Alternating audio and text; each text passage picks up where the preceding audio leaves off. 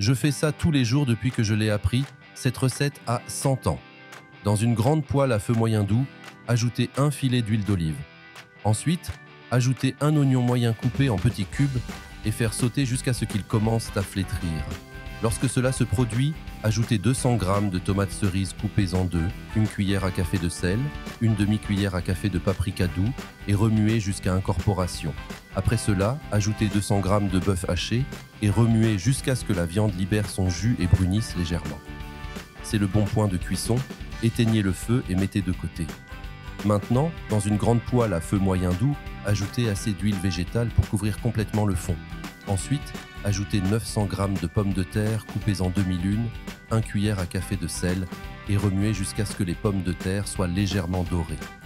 C'est le bon point de cuisson.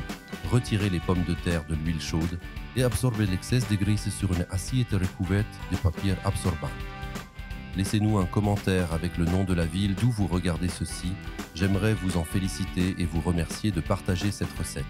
Une fois que vous avez fait cela, dans un bol moyen, ajoutez square, ouvre plains, one pincée de sel, ciboulette au goût et mélangez avec une fourchette jusqu'à ce que le mélange soit homogène.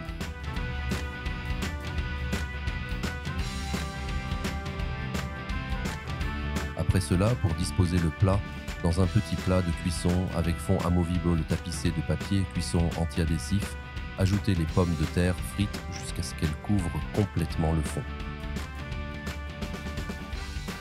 Ensuite, ajoutez la moitié du mélange d'œufs,